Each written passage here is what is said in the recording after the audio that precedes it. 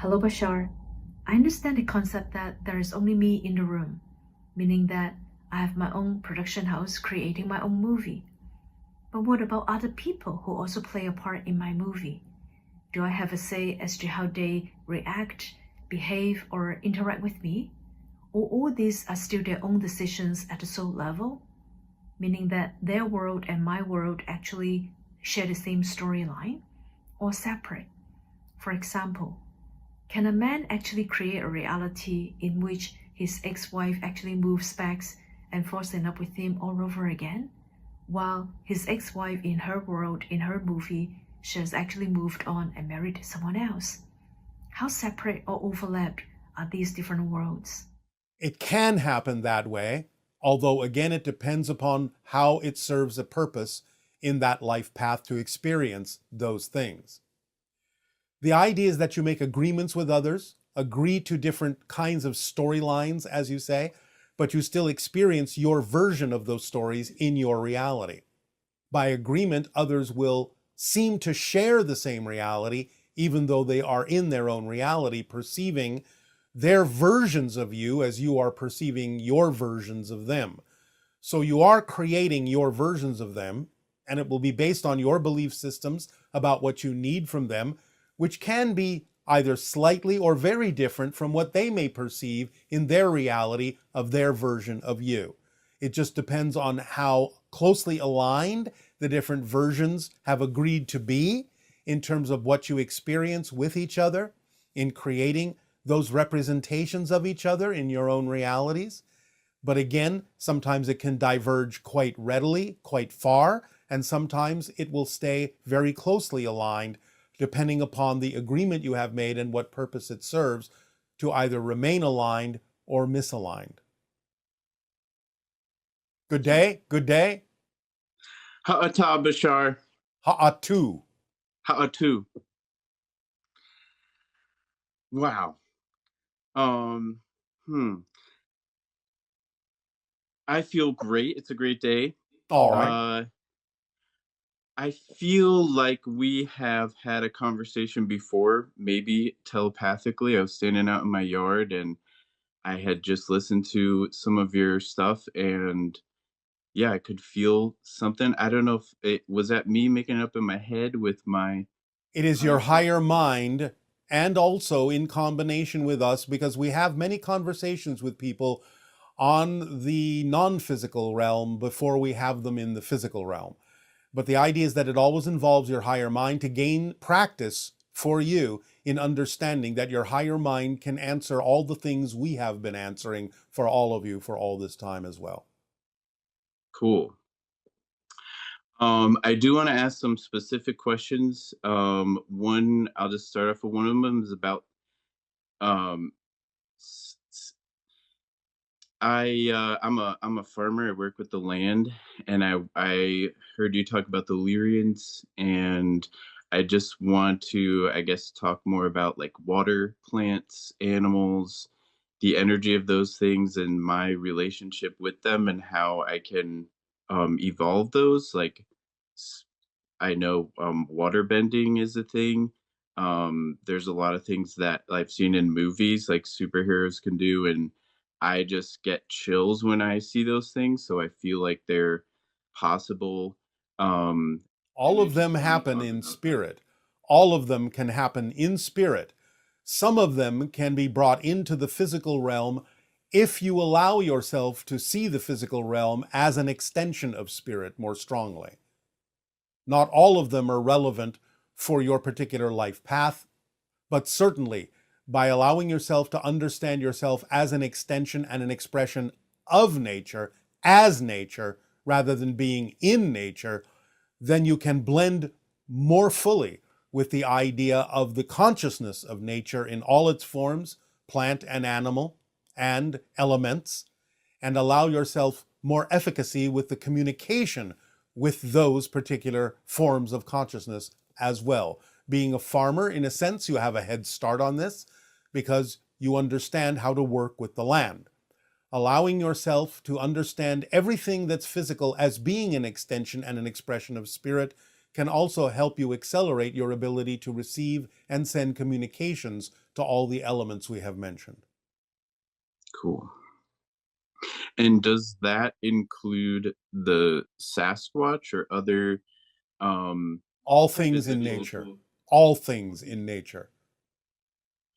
So are the Sasquatch aware of me? They can be. They are aware of many humans individually, especially those that work the land. So peripherally, they can be aware of you, though it may not be extensive. Hmm. What is a way to sort of invite them, I guess, or Go into the forests where it has been said they inhabit, where it has been said they visit, and allow yourself to begin the cryptic meditations that Willa has delivered to all of you in the past.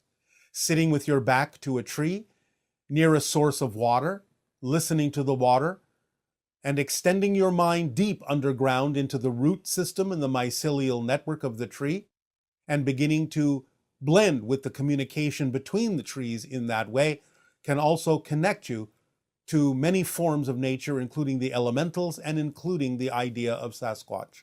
Begin those kinds of meditations on the cryptic journey, and it can improve your ability to perceive and receive communication from many different kinds of beings that exist that many people on your planet don't even know about. cool. And teleportation, is that possible with my physical body, or do I need some sort of ship? No, you do not need a ship. You have to understand that you're already teleporting all the time. That's how you move. You jump from moment to moment. You teleport from moment to moment. It's just that you do it so smoothly and so quickly, you don't even know you're doing it. So getting a deeper understanding of the fact that you're already doing it, because every moment you shift to a different reality, literally a different universe, you are teleporting constantly. Even to have the experience of a movement like this requires teleportation through billions of different parallel universes. So if you understand more deeply that you're already teleporting, you can increase your vibration to be able to perceive the rate at which you are already teleporting to create the sensation of movement, which is an illusion. And therefore, by increasing your frequency, you can match the frequency more readily of how you are shifting from reality to reality and perceive that you are always teleporting. And in doing that, you can learn to teleport in different ways that are more perceivable by those around you. But again, it depends on whether this is relevant for your life path. Cool. And I've heard you say before that when the earth changes, it's not the earth changing, it's me shifting into different versions of earth. As I just explained again, Yeah. So what is my desire to to regenerate the earth, to regenerate the land, if it's me shifting into something different? the desire is to be a living example of the state of being and the actions that go along with that state of being that allow others to see in you how they can also choose to shift to versions of Earth that are more reflective of what they prefer. Cool. And one of my last questions here, I want to get a little bit more specific about my personal myself. Um, I know that I also listen to Abraham Hicks, so I know that in my vortex, there's this all around me is this pure, massive well-being, and I know that there are some thoughts that may be foreign beliefs that resist me allowing who I am to flow, and those thoughts are what I want to get at so that I can, I guess, All right. identify them. Well, the easiest way to do that is ask yourself how it serves you to hold on to them, because you don't hold on to anything that you don't believe serves you. So you have to look for the structure and the nature of what the belief is telling you and realize that you may have a belief that is causing you to be afraid to move forward because the belief is telling you that if you do let go, something worse will happen. So you have to find out what that belief is saying to you to see that it's nonsensical and not a fact. It's just a story. And is that something that you're able to see in me? Or how do you I can see? only tell you how to allow yourself to discover it. Because again, this goes to the motivational mechanism. Listen carefully. You hold on to anything you believe serves you, even if it's a negative thing, because you believe the alternative would be worse. So you'll hold on to even something negative if you believe it's the safer alternative. So you have to find out what you're afraid might happen if you move forward in the direction you say you prefer, but find that you're not moving forward in that direction. It can only be because you have a belief that says moving forward in that direction would be worse than staying put, no matter how negative staying put actually would be. So you have to discover within yourself what you're afraid of might happen if you move forward. Okay.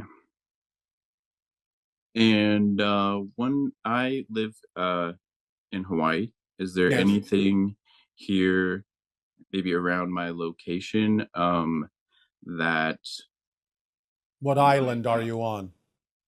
say that again? What island are you on? Maui. All right. You understand that Haleakala is the heart chakra of the world, yes? Yes. The heart vortex. Allowing yourself to meditate in the understanding will open up your heart and open up communication to many different forms of elemental being. Cool. Um, Does that serve you? and yes. Um, what about my last question is about you. Um, do Yes. you have human friends? Do you ever hang out on Earth? I have not Do you set want to be foot friends? upon your planet at this time. My ship is in your atmosphere, but I have not set foot upon your planet at this time.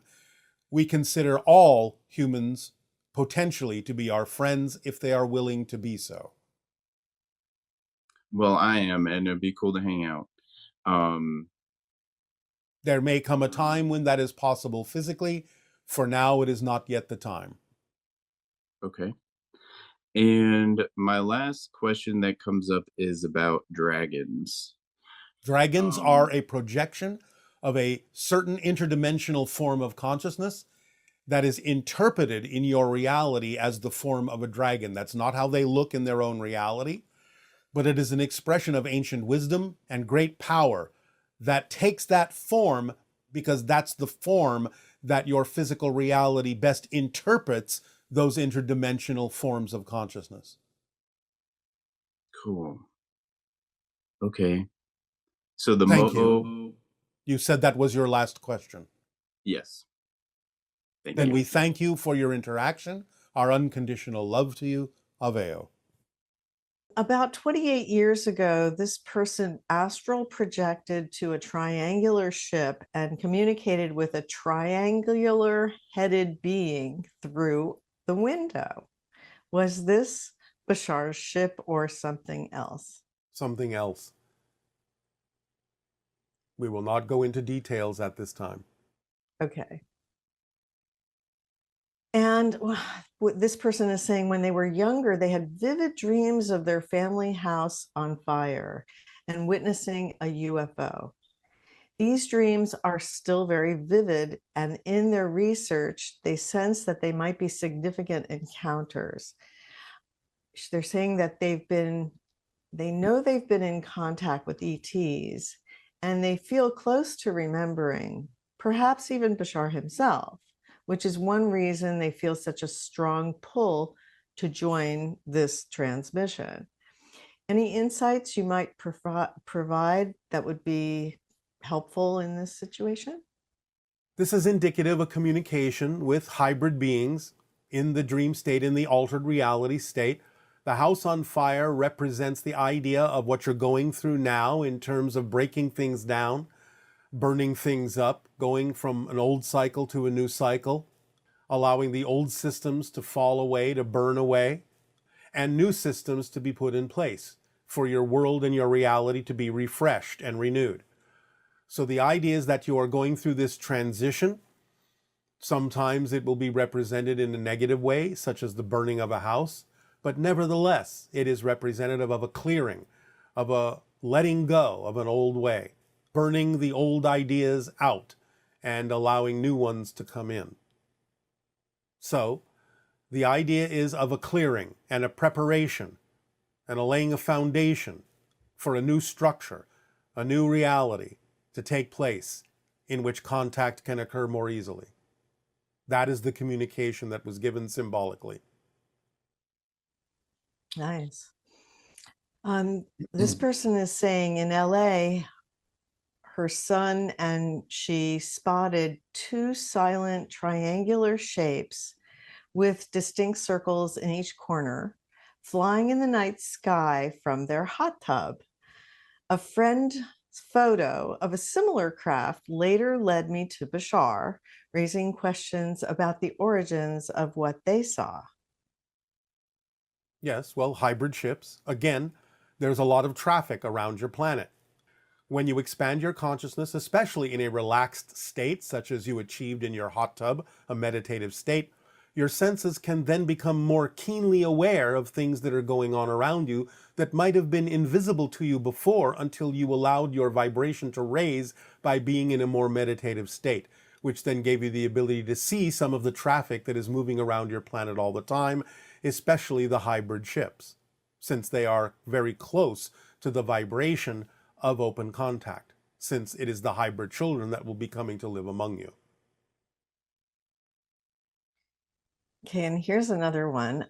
This person says, I had a fascinating flying vehicle encounter in October of 2023 in New York City. It happened around 7 a.m. in Manhattan near the 14th Street Union Square area. I was out grabbing a coffee before work when, upon crossing a street, I noticed out of the sheer corner of my eye an object flying rather unusually low in the open between the buildings. It appeared large, silent, at a distance. I noticed that it happened to be heading in the direction of my workplace right before it disappeared from view behind the buildings. A block away from my workplace, I decided to stop and see if I could get a good look at what it was. Well, lo and behold, I did, only this time it then hovered and stopped in the open space as if noticing me noticing it and stopping by to say hello. If what I perceived was in fact extraterrestrial, may you share with me who that pilot was that was piloting that ship and where they from and anything more you can tell me about that? It is a Yael craft. They did notice that you were noticing them. Having the coffee is symbolic of waking up, and they were basically recognizing that you were waking up enough to be able to perceive their ship, which was out of phase with your reality, and yet you saw it anyway. And so they noticed that. Their message, in a sense, was good morning. You are waking up. This person is saying, I'm a science fiction fantasy author, and I'm always wondered if the worlds and characters that run around in my head are as real as I am, or are they only real as this reality? I have a hard time defining the world as an illusion because to me, illusions are fake and fake is meaningless or a lie. Would it be safe to view the world as more malleable and less fixed than we humans currently view our experience of it? Yes. And again, you can have a different definition of the word illusion. It is not meant in the term to be fake. The idea is perhaps more auspiciously used as a projection of consciousness rather than illusion, if illusion doesn't work for you as a term. So a projection of consciousness can still create a virtual reality for you, and the meaning in it is what you put into it. The experience of it is real, and it gives you lessons, it gives you knowledge, it allows you to expand, it allows you to learn, it allows you to grow. So in that sense, the so-called quote-unquote illusion is useful as a tool. if you think of it that way, but perhaps it would be easier for you to use it in the term projection rather than illusion. The idea is that the imaginings are real in their own right to some degree in a variety of ways. It doesn't mean they have to be as concrete as you find your reality to be, but many of them may be, or they may be very close representations of a quote-unquote real solid physical reality. They may be slightly different than you imagine them to be, but they could be close. Nevertheless, everything is real in some context, even if it's only real as a story. It's still real in some way, shape, or form, even if it's not literally played out physically in some parallel version of reality. So maybe one of the ways to relate to this is the idea that since it's a projection of consciousness, it's more malleable Yes. and it has more plasticity than we were originally taught. Yes. And similarly, whatever you experience is relevant to what you need to experience. So in a way, it doesn't matter if it's quote unquote real or not. Like, Yes. for example, they found that if a person observes another person being hurt in a way that is designed to make the person think it's happening to them, their subconscious cannot distinguish between what is really happening to them and what they are just simply observing. Yes, but you are choosing a very complex psychological example that is beyond what this person was intending. The idea is to look at it more from the science fiction point of view. For example, in your Star Trek, you have the character known as Mr. Spock.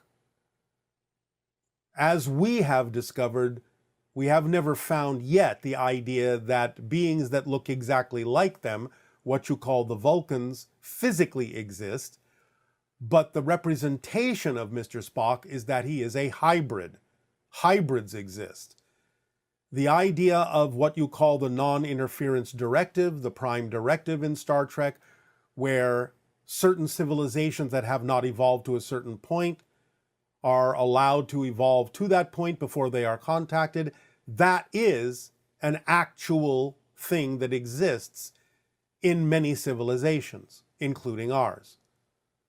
So the idea is that there can be a mix of things that do have concrete reality to them, physically speaking. There can be some things that are real in the sense that they are symbolic representations of other concrete realities, though the representation itself may not be literal. And there are some things that are simply literal as stories. And that doesn't make them any less real because they are real stories. But they're not necessarily concretely, literally real in the physical sense that you understand physical reality experiences to be. But anything you can imagine in some context is real, because you cannot imagine non-existence. You just have to be able to discern the context of the thing that you're talking about to know the difference between something that exists as an actual concrete physical reality and something that exists as an idea that's still real as an idea, but is not necessarily concretely literal. Although, I have to add the caveat that in spirit, anything you imagine can be created, literally exactly experienced as if it is physically, concretely real. So you can, in spirit, conjure up Mr. Spock, literally. And a being can take that form for you and represent it for you, and you can interact with it as if you are interacting with a literal being that is known as Mr. Spock. But that's taking place in an extremely malleable reality such as spirit, where anything you can imagine can be manifest out of spirit material, so to speak. But it is not literally physically concrete in the way that you're experiencing physical reality now. But it will be as real as you imagine it to be, and will be the product of another kind of level of consciousness interacting with you. And in that context, just as real as anything, because the interaction and the experience will be real. It's fascinating. Yes. And this person is saying they would like clarification on these two seemingly opposing ideas. One is that everything is a reflection of ourselves. And two, I hear you say sometimes to not take people's reflections personally because it has nothing to do with you. And it's just a part of their own journey. Can you clarify that? Yes. Remember that you are experiencing your version of other beings. It doesn't mean they're not real. It's just that you're creating your simulational representational image of them and interacting with that. So what you are interacting with is your creation, but that doesn't mean you've created the actual being, the actual consciousness. The consciousness is real, and you're interacting with a real consciousness, but you're interacting through the filter that you're capable of manifesting that is the best representation of them that you manifest out of your own consciousness, out of your own energy, as an interface, so to speak. The idea of the second part of the question, read that again. The idea that if someone the second person says something like your socks are orange and you know your socks are not orange. Yes. So you don't take it personally because you know it has nothing to do with you and it's part of their journey. All right. Well, this is about discernment, because the idea is that you can always listen to what someone has to say and decide for yourself whether or not their advice is something that you do need to apply. And that's why they have been attracted into your reality, because there is a lesson there for you. There is information there that would benefit you if you applied it in your life. But you also get to discern whether or not that's true. And therefore you can, if you are honest within your own self-investigation, know the difference between whether or not somebody that's been attracted into your life and says certain things to you is actually having information that would benefit you, or whether you simply have attracted them to be of benefit to them in some way, shape, or form, by understanding that what they're saying to you is not your issue, but theirs, that you could perhaps help them with by giving them another alternative way to look at what it is they are going through. So they're still in your life because you attracted them, but you may have attracted them to be of assistance to them in changing the way they're looking at things, rather than them having information that would benefit you. But you have to give yourself the opportunity to decide which it is. You have to have honest self-recognition and self-awareness and self-discernment as to whether the information is for you or for them, or maybe both. Okay, and this question is about assisting those in despair. How would you help someone who says that he or she wants to die? This person says they work every day with people who have lost their illusion in life. All right. We're going to keep this very simple. Tell them to lie down on the floor or on the bed, close their eyes, and say they are ready to leave, and have them count to 10. If they can still open their eyes when they get to 10, they're not ready to leave. They are here by choice. And if they truly were done with their lives, they would have left. They would have died in that moment. That's all it takes. You don't have to have any other kind of assistance if you're really at your timing to leave. So if they can still count to 10 and open their eyes, that's their first clue that they're not ready to leave. They have not finished what they came to do.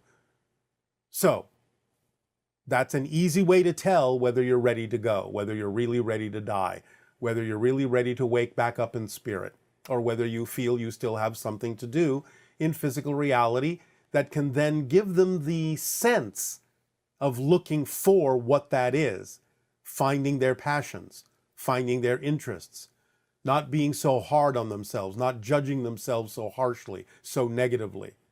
Stop treating themselves so badly, and start waking up to the fact that they are aspects of all that is, that they are beautiful, that they are creative, that they are loving and loved, they are supported unconditionally, and what they say goes.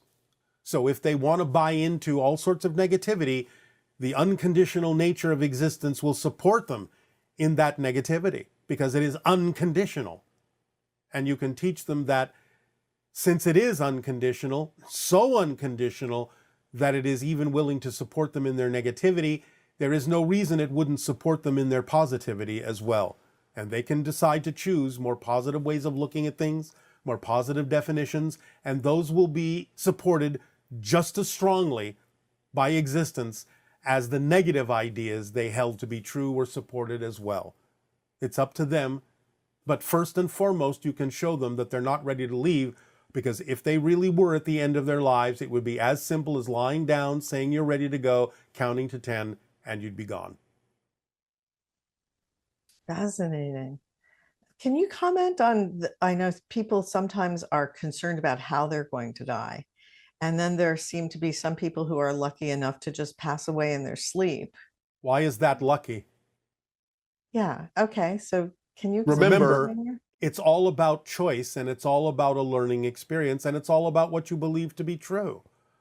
So regardless of how the death occurs, it's going to be the result of something you believe to be true. It doesn't mean that you necessarily would have preferred it that way, but remember that once you have died and the soul is looking back on the experience, it will have the realization of why it occurred that way because of the belief systems of the physical part of its being, and therefore it will learn a lesson from that, that it didn't necessarily have to choose that, or that it did choose it for very specific reasons that may have more to do with others around it than itself.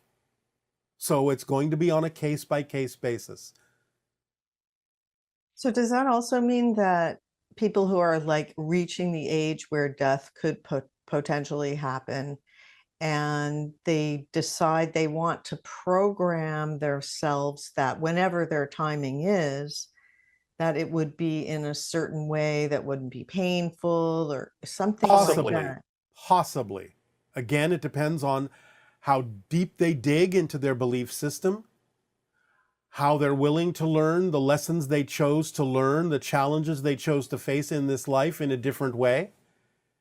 They have the option of doing it that way, but that implies that they've learned something about their ability to create their reality. And that may be the whole point. Okay. And so people who have a lot of fear of death, there seems to be two parts to it. One of them is the idea that actually, this is coming from the near-death experiences. People have this wide variety of experiences, but it's all really based on their belief systems, right? At first, yes. But again, initially, when the belief system manifests, when they are non-physical, they still get the opportunity to decide whether or not they prefer to continue to experience that or change it. And again, in non-physical reality, if they decide to change it, the change will happen instantly with no time lag. So they will learn immediately that it was the product of their belief system as to what they experienced upon the moment of their death. And yet a lot of people, when they come back from a near-death experience, they don't seem to understand that. They're just convinced that the way that they experienced it is the way that it happens or something, or that it validates what they believe about reality. Again, this may be true for some people, but many more people are beginning to learn the malleability of the experience in the near-death experience, what is common and what is not, and what is personal and what is general. They are beginning to learn. Again, like anything, you need to have a large amount of data to sift through to understand where the personal aspects are and where the collective aspects are that are common to most. Well, it's very helpful that we're starting to understand more about death and get over our fear of it. Yes, it is very helpful because, as we said, a lot of beings you may encounter in open contact will be of a vibration that would be similar to the idea of spirit. And if your physical mind can't come to terms with that vibration and lose the fear, then your body may react to these beings as if you are dying, being exposed to their energy. And that is what causes the fear and survival mode reaction within many people. So that's very helpful. Yes. Now, this person is talking about having an obsession with money. And they say that sometimes they get obsessed with the idea of money and focusing on getting more. This preoccupation creates confusion about their true passion, All which right, is stop. also We are going to once again remind you that we have addressed this by expanding your definitions of abundance and not focusing only on money as the only symbolic representation you have of exchange and abundance and support on your planet. We will simply refer this person to what we have already said about it, and we will move on from here. okay. And this person is talking about they were following their excitement at the end of last year and went on a sabbatical trip to Thailand and Bali for 3 months. They tried to cut out contact with the old reality as much as they could by following their excitement, which led them to an amazing journey of self-discovery and multidimensional exploration. Now they're back in their hometown and they're faced with the elements of the old reality that still trigger them. Then they're still reacting the same way, and they have not brought the Bali experience home with them. They have not stayed in that vibration for their own reasons. They need to examine their belief systems to find out what difference they are making between the Bali experience and their hometown that allows them to still react the same old way that they used to, instead of being transformed by the Bali experience and the vibration they were in there and bringing that vibration back to the circumstances in their hometown. Remember, it's not about what happens, it's about what you do with what happens that makes the difference in your reality. So why react the same old way just because things in the hometown look the same? Remember, the measure of change is not whether the outside has changed, it's how you react and respond differently even if the outside still looks the same. That is all we will say about that at this point. Okay. And this person is asking, how can I fully let go? How can I be my full self, truly embracing my perfect puzzle piece and frequency? Understand clearly and act upon precisely the formula. Period. So helpful, actually. This person is saying they've been on this spiritual journey for some time, but they feel they've stagnated. They don't feel or receive messages from their higher self or anything.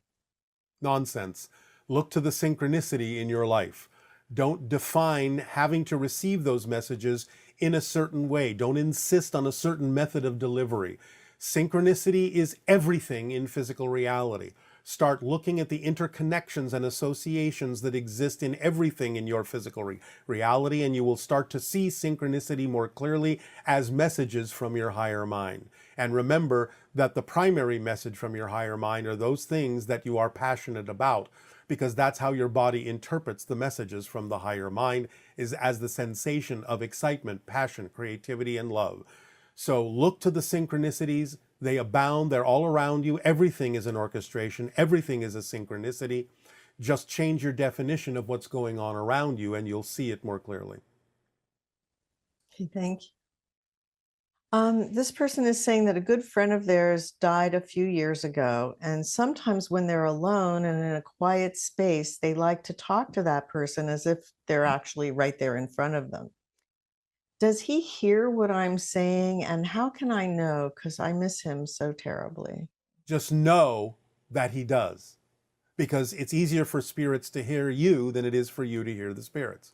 Remember, the idea is that they are now unbounded from time and space, and therefore talking to them, they get it, and they can be there with you. So you just have to open up to the understanding that they are, and you will begin to perceive them. But again, you have to raise your vibration to be more sensitive to the fact that they exist. You have to be open to receiving their communications without a definition that you have lost something. Otherwise, you will only perceive the connections they may be attempting to make to you as grief, and the grief will block them from being able to deliver those informational messages to you and block you from receiving it. So you have to let go of the idea that you've lost someone. You have to let go of the grief eventually so that you can be more open to receiving the messages that they have for you, and simply know that they will hear you when you talk to them in earnest from your heart. This will be the culmination of the questions for today. Okay, that sounds great. Well, thank you so much. And We will now remind all of you about the upcoming transmission for the Interstellar Alliance Social Experiment Step 1 that will be delivered next time, for we now have given you the ability to prepare for things that will be suggested, that are actions you can take, that are behaviors you can change individually and in society.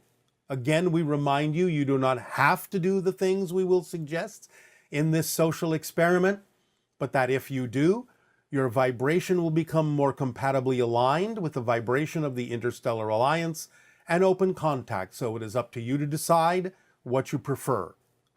So next time we will deliver step 1 of the Interstellar Alliance social experiment in this countdown to contact year 1. Be prepared if you are going to participate.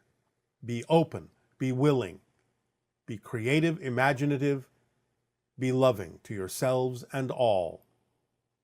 Be connected, be aware, be awake. Our unconditional love to you all, and good day. And I'm really glad you're here with us. Well, I am not there, but thank you for the sentiment. Yeah. I guess what my issue is right now is... Yes? What is your issue? And what volume and number is it? I feel like I've been following my excitement with the intention that I would find something that I could be involved in that would also reward me financially. Is there a but in this? Where's the but? Now, do you understand, again, how you said that? Listen to the sentence. I am following my excitement with the intention of finding something to do that will reward me financially. Boy, are you putting the cart before the horse a couple of times. Removed. You're going about it backwards. Obviously. Backwards. Backwards. Has any of the ideas that we have discussed this day of your time allowed you to start to rethink this concept? Yeah, I've been thinking. Yes. All right. The idea again is this. All of you pay attention. You are all already abundant. Infinitely abundant. You must allow yourself to understand the idea of acting on your joy, the idea of feeling the energy of excitement within you is its own sufficient idea. You are making it conditional. I'll be happy if. I'll be happy when. You see? If this happens, when that happens, I'll be happy is what you're actually saying. That's the equation you are creating. If you know that you simply want to be joyful, happy, excited, and in that state, the state will allow your reality to reflect abundance and other forms of expression of excitement. But you cannot choose to be happy because it will do that. That's conditional. You need to be unconditional, which means, in a nutshell, in simplest terms, that you choose to be in a state of ecstasy just because that's what you prefer, for no other reason other than that's what you prefer. I am doing what I am doing, communicating to yours and other societies because it is my joy. I would do it if there was only one person listening. I would do it if no one was listening. I do not make my joy and my expression of my joy conditional. And because I make it unconditional, because I allow it to be unconditional, there are always people to talk with. I don't have to think about it. I don't have to plan for it. I just have to express my joy for no other reason than that's who I am. I don't need another reason. I don't need it to do anything for me. I do it because it is me, and there is no better reason than that. When I do it because it is me, then things happen. The universe reflects that it is me in all the ways that it can. A misunderstanding that many of you have, perhaps more accurately, a misdefinition. Many of you focus on the idea of careers, goals, achievements, purpose. What is my mission in life? What is my purpose? When will it lead to this? When will it lead to that? How will it bring me abundance? How will it do this? How will it support me? You only have one purpose. All of you. You have the same purpose. Different, but the same. Your only purpose is to be who you are to the best that you can be. Because you are unique. You have never been this you before. You will never be this you again. This you only has one life to live. Therefore, your purpose, your mission, your goal is to be this you in the best possible way you can. You know how to be. That's it. That's it. That's your mission. That's your purpose. That's your goal. That's it. So take the weight off your shoulders, all of you. You have no other mission, no other purpose, no other goal. That's it. Just to be you. That's it. Now, what you call projects, careers, goals, achievements, these are your chosen methods of expressing the goal of being yourself, but they are not the goal. They are not the mission. They are not the purpose. You are the mission, to just be you. However you choose to express that is up to you. We would suggest that you choose to express it in the way you believe is most harmoniously aligned and representative with the joy of who you are. But those things you do are not the goals. When you thus then simply choose to be who you are, then everything will be there that needs to be there. Abundance, what have you. But we have recently shared with you one of the most important principles about the idea of abundance. Because first of all, remember that abundance can, well, obviously, especially on your planet, mean the idea you call money. That's a valid way to represent exchange and abundance. It's not the only way. The idea of abundance really is simply the ability to do what you need to do when you need to do it, period. That's abundance. But you don't have to necessarily assume that it always requires money. Sometimes money is actually the longest route. Sometimes it's not, but sometimes it is. So the idea is to let it be and drop the insistence that it must be this way so that abundance can come to you in any way that it needs to represent the path of least resistance and the most expansive expression. Now, the tool we have recently shared, the axiom, the principle we have recently shared that is a very key critical principle about how to allow abundance to expand specifically in your life is this. When you can learn to do more with less, you will then be able to do less and get more. One more time, pay attention. This is absolutely critical. When you understand this, you will really understand manifestation regarding the idea of abundance. I'll say it one more time. Write it down if you want to. It is an absolutely key functional principle.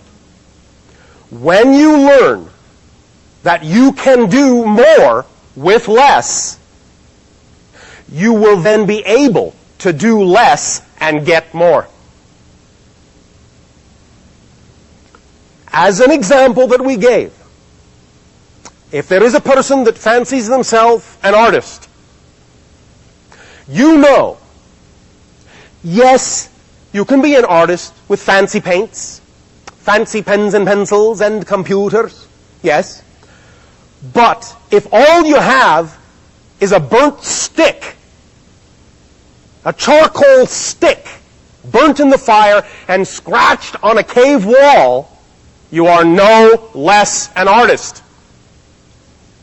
If you judge that the burnt stick somehow doesn't allow you to be an artist, as much of an artist as the person with all the high technology,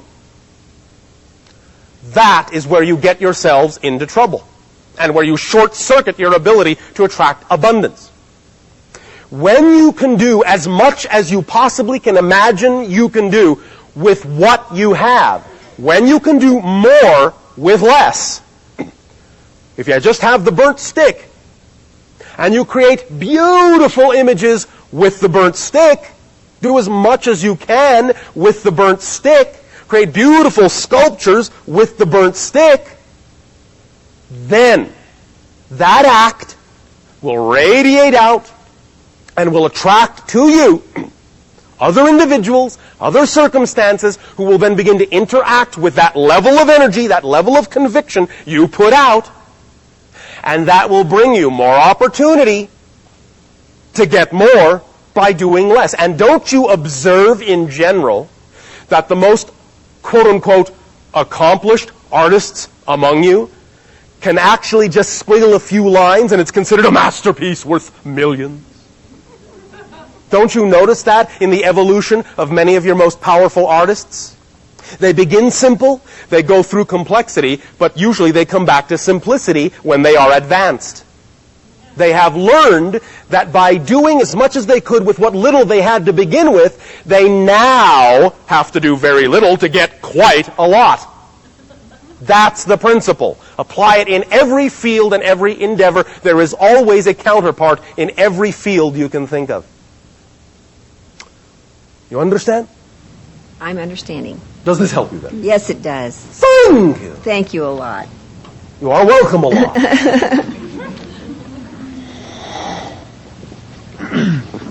Good day, Bashar. And to you, good day. All right, I have a few questions. Well, actually just one major one. All right, one major question. Speak up, maybe bold, so that all may hear what you have to share. All right, I was driving home from work one night. Yes. And I first saw one orange light. Yes. I was driving down the road about 20 miles more. Right as I get to my house, I see one light, an orange light, it disappears. Yes. Another orange light, it disappears. Yes. Another orange light, and then that's it. Yes. Could you elaborate for me what that could have been? Well, all right, but first I will ask you a question. May I? Sure. Thank you. We perceive that you have in your area a facility that you call an airport nearby, yes? Yes. Most likely, right now, there is an airplane taking off from that airport going somewhere, yes? Yes. All right. I ask you, where is it going and who's on that plane?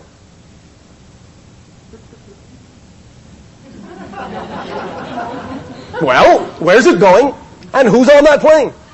Can you tell me? No. Why not? I don't think I understand the question. Oh, yes, you do. It's very simple. I am asking you, who are the individuals, what are their names that are on that airplane, and what city is that airplane going to? Do you know? No. Why not?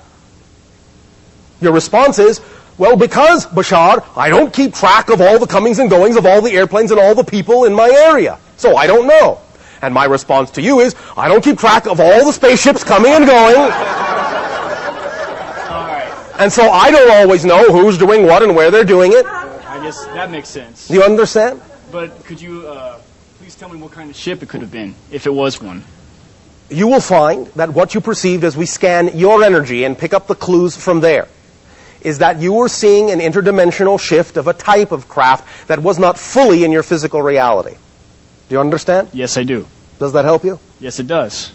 Now, we are saying, of course, there are no accidents.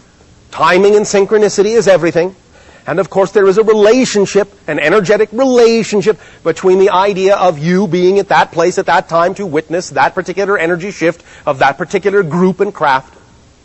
But the idea mostly is that, at least as we can scan in your energy right now, it was a relatively innocuous coming and going, a relatively innocuous passing through. But for you, there is the residual effect of helping you to awaken, to become more sensitive to higher levels of energy so that you can understand that you can expand your senses into those levels and see more things that are beyond the physical. Do you understand? Yes, I do. That is one of the reasons why it happened in that place and time, to stretch your senses. Make sense? Yes, it does. And I will give you this much, you are actually quite familiar with those crafts and those beings.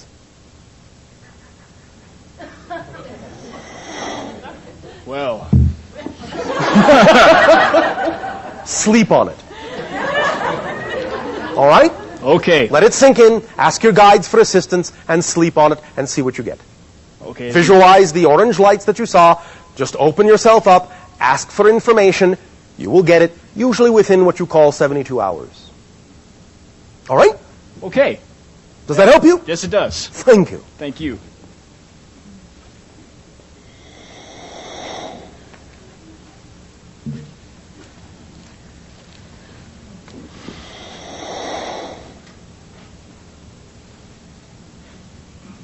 Well?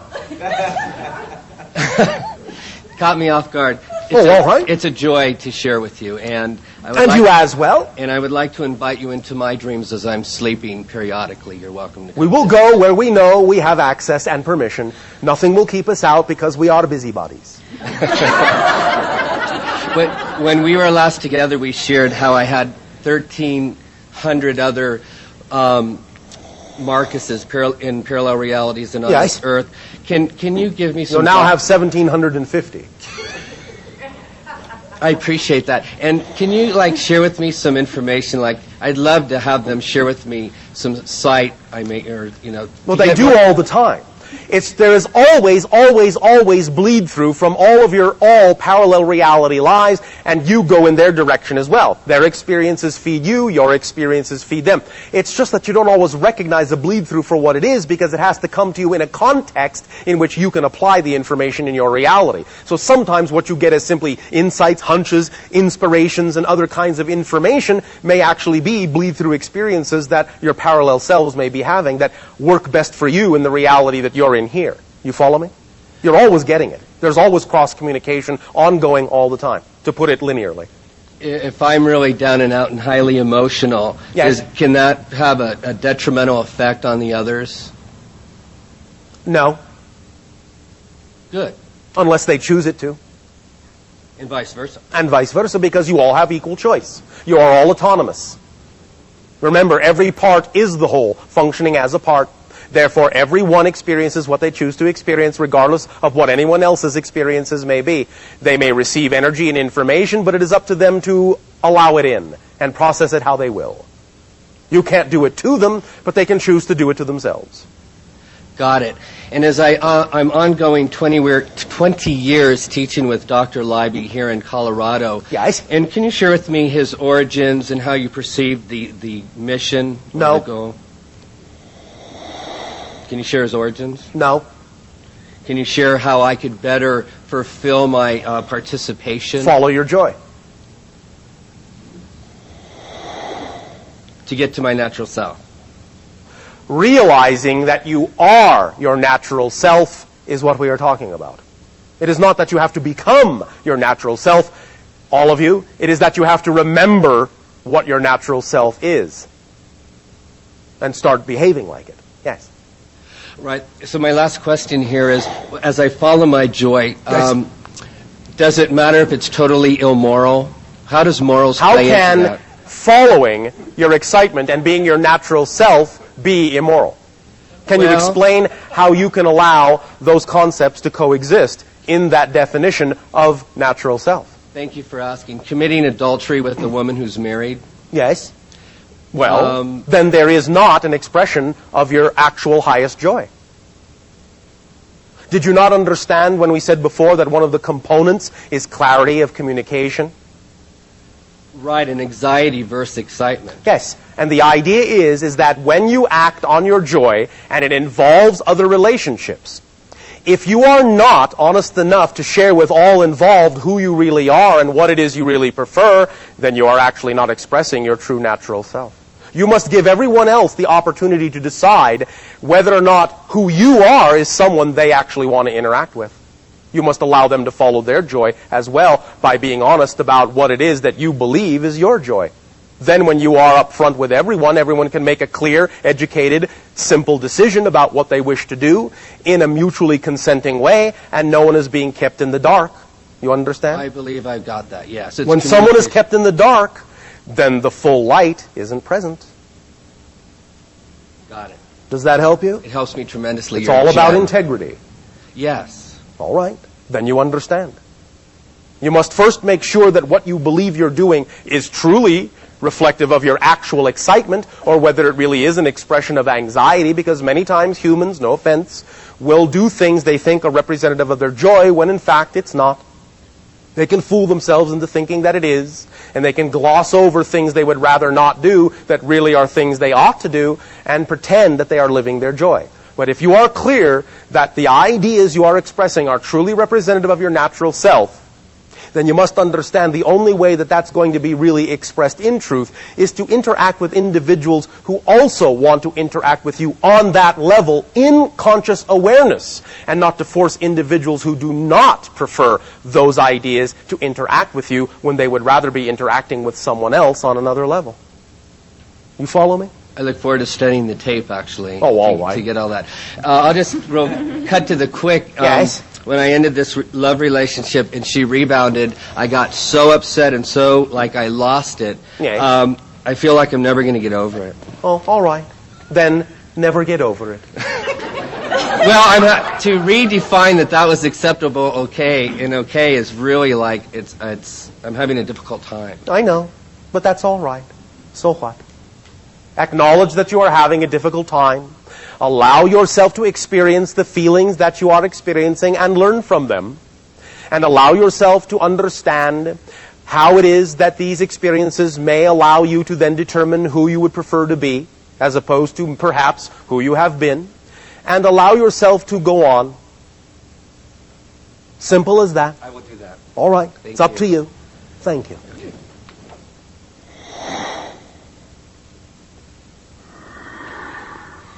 Good day. And to you, good day. Yes. One moment. One moment. One moment. There is now, with respect to the last question, and with respect to many things that may be of importance to many of you, there is now on your planet literature in the form you call a book that would be very efficacious for all of you to read. Rarely do we recommend, but in this case, since it is practically the only one that talks about this subject, and it is insightful in this area, and would benefit many of you with regard to the concept of love and relationships, we would suggest strongly that you allow yourself to acquire a book called The Heart's Code. You will understand that not just your brain, but your heart actually has intelligence and memory and communication skills, energetically. This will teach you what that is all about, and will help you understand how to balance all the things that go through your belief system in your mind with the idea of the certainty of your true self, which comes through the heart energy gate. The Heart's Code. C-O-D-E. Find it, read it. It will help you. Continue. Okay. Good day. Good day, once again. Oh, is it another day now? No, but it was My, how the second time time we flies. said good day to one another. Oh, all right. But actually, But since everything is the first time, good day. and good evening. All right. Shall we continue? Yes. Yes. Okay. I'm interested in hearing your perspective on the phenomenon that came with the passing of Princess Diana. Yes. Why so many people were so deeply affected around the world by her death. Because a legacy was handed to you. Both the individual that you call your Princess Diana and almost simultaneously what you call the Mother Teresa transitioned from physical to non-physical reality, and they symbolize the idea of interaction in beneficial and loving and supportive ways with humanity, what you call humanitarianism acts. They showed you the kinds of things that need to happen on your planet, but they showed you long enough. It's up to you. Take over the mantle. Do the kinds of things they showed you how to do. They have transferred the scepter to you. They have transferred the mantle to you. They have acted as symbols of love, of another, of support, of others, of sharing, of assistance, of help. Not taking responsibility for, but being responsible to, being self-empowered, sharing, helping, loving. And then left the physical world so that you wouldn't necessarily simply rely on them to do it, so that you now, if you want that energy to continue, will have to find that energy in each and every one of yourselves and act that way in your own lives more and more every day. That's why. It was a very powerful transition and caused a very, very, very strong ripple in the collective consciousness of your entire planet that gave it a nice little boost in the heart. Yes. It stretched you. So stretch. Go with it. Become as they were in all the ways that you possibly can. In the ways that you would like to express that energy. That is how you help others. By being yourself as fully as you can. That is how you help everyone else. Because if you're not you, you can't help anyone. Because you're not there. So first, be you. Then you will be, by your behavior, a shining example that others can be who they are. And that will make all the difference in your world. Do you understand? Yes, yes, indeed. Does this help you and answer your question? Yes. Was thank there you. something else? Yes, there was. Yes. It's about the crop circles in England. Yes. Can you speak about what or who the energy is that creates them? We will say this. It is a co-created situation by many different consciousnesses, including all of yours. I will put it to you this way. The energy that is manipulated is the energy of your collective consciousness, of your planet's collective consciousness. The symbols are expressions of the dreaming that is going on, the symbolic dreaming that is going on in your collective consciousness now that it is waking up and talking to itself. There are others, other dimensional beings, extraterrestrial beings, other levels of entities that are also involved in this co-creation. But basically what those symbols represent is the collective consciousness of your entire world speaking to itself, communicating to itself, waking itself up out of a long, long, long, long dream into a new dream. A bridge. They are a bridge, a link, they are a language from one reality shift to another. Understand them by energy, understand them by tone, understand them by form, understand them by how they allow you to feel. Understand them by ratio, by mathematics, understand them in any language you wish to, because they are universal in that sense. And they are the language of your universal collective unconsciousness becoming more conscious. You are waking up, and many beings are helping play in those fields. As you say, in the fields of the Lord. Do you follow? Yes, I do. At play in the fields of the Lord. Huh? That's great. But it is the collective energy. What you all call either Christ consciousness, Buddha nature, Krishna spirit, it doesn't matter what you call it. It is the world spirit that forms the medium through which these energies can thus, and these forms can thus be created. Can you say why so many of them appear in southern England? Yes. There is a focal point there that has to do with linking an old age to a new age. Because in ancient England were the remnants of the Druids that were offshoots of ancient Atlantean knowledge, and it became the seat of psychic exploration and societies that formed the link and the bridge into your modern age of the exploration of consciousness and spirituality. You follow me? I do. Yes. So it is a very magnetic spot for the idea of carrying through from the old cycle to the new cycle. There are other areas, and it is spreading around your planet, but that is one of the main focal points and one of the earliest points, because it represents one of the earliest gates and vortices through which the energy of the old world was preserved and kept for a time when it would then be applicable and available to the new age that you are creating. Does that help you? Yes, thank you very much. Thank you.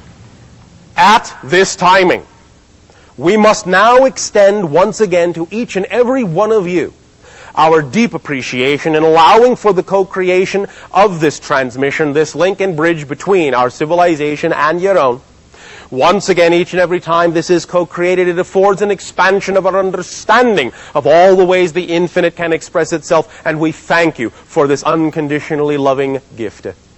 Our unconditional love to each and every one of you, and remember, you are never alone. You have guides, you have friends, you have help. Open up, be vulnerable, because total vulnerability is total self-empowerment, because you open up to the infinite, and when you open up to the infinite, you are infinitely supported. Vulnerability is strength, paradox is power. Thank you for choosing to be yourselves. Our unconditional love, and good day.